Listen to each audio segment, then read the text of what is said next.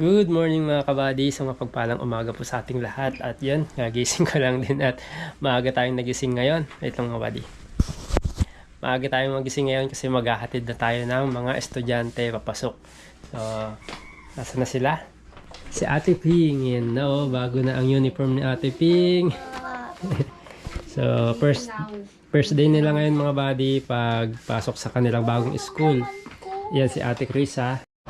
Alright mga buddy, good morning at nandito na kami sa school nilang bago. So, first day nila, school nila dito sa bago nilang school kasi nga yung dati nilang school mga buddy ay nagsara, paparenovate. So, lumipat sila dito. So, ayan si Ate Ping. Ate Ping, hi ka Ate Ping. Ping, wala ka ng bag. Ate Sai.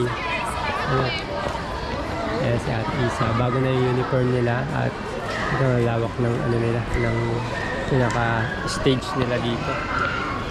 So, lawak. Parang may mga puno-puno po o may mga magkakahiwalay yung classroom nila mga bad.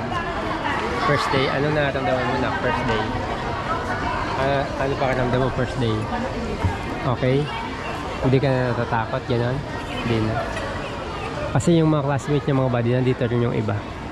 Yung mga classmates nila kasi yung dating school nga nila ay pinasara. Nakita ko po section. Nasaan? Ando yung teacher mo? O, punta ka na dun.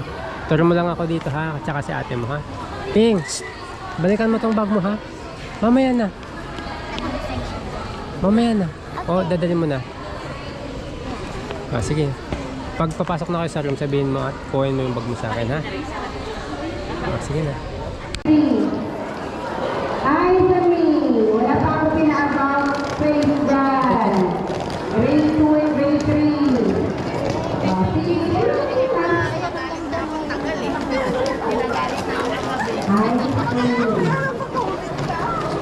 Okay, nadal ko ngayon bag mo. Bit-bitin ko mo. Ha?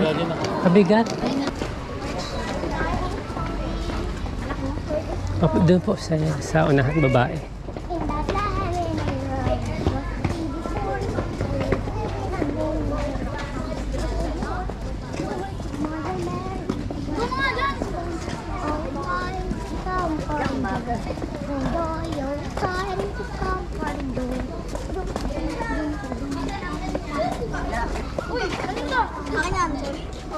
Not this Saturday, angel, nothing will cry. This day is born a Savior, you'll back your virgin bride. Real, those who trust in you until it's all night. Oh, God, comforting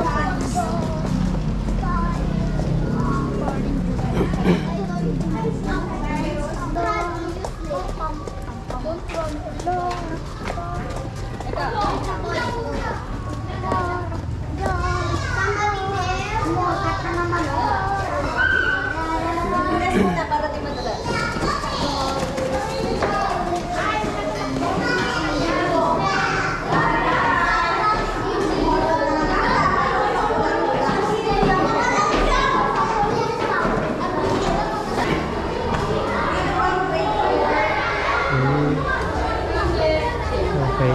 Ma'am, just pag susunduin, ma'am, dito rin kunin or sa labas? Pag maulan po, gusto ko nasa ano, pag maulan sir, ano Dito. lang, dito. Opo. Mas Para mo. iwas silang ano. Pero kung okay naman yung panahon, pipig na kami doon sa may labas. Thank you po, ma'am. Thank you, ma'am.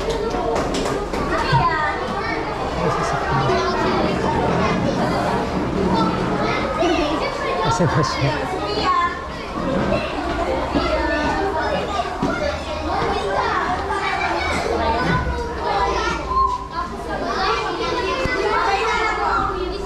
Ma'am, thank you, ma'am.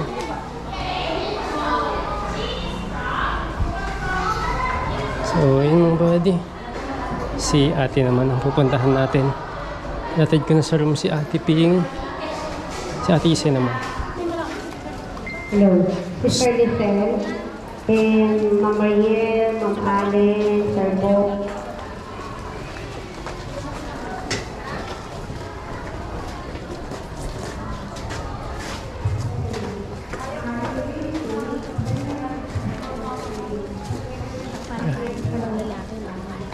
Ang lalayo ng room nila pala.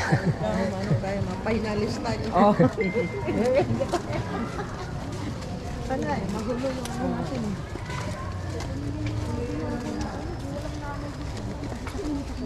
Lagot na tayo ng oras.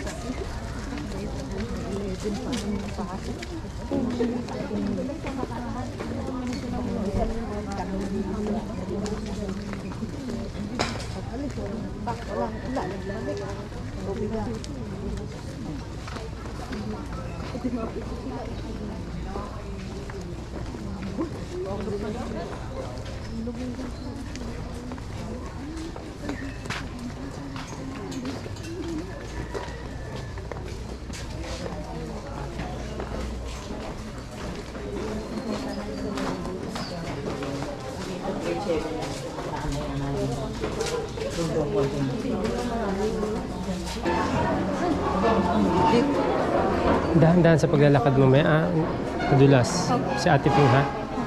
So,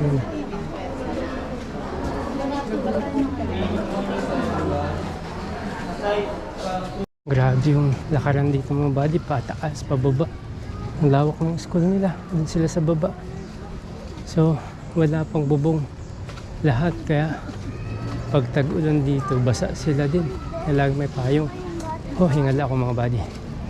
Exercise talaga sila dito.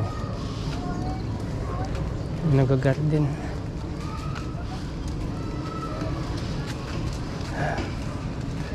Hinihingal ako ah.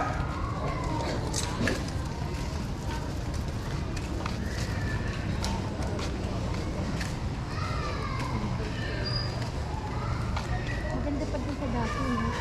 Dapat hindi pa Alright. Ay mga buddy, pauwi na ako at ito ang mahirap mga buddy pag naulan. Tapos kasama ko sila. Maambon na.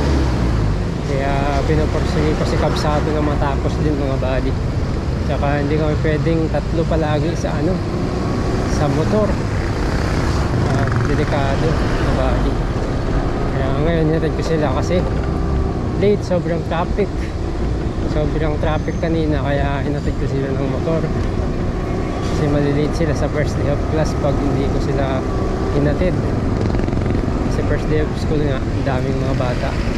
Pero sa susunod, servicean lang sila pag tapos na si Kabsato. Nakuwing ako.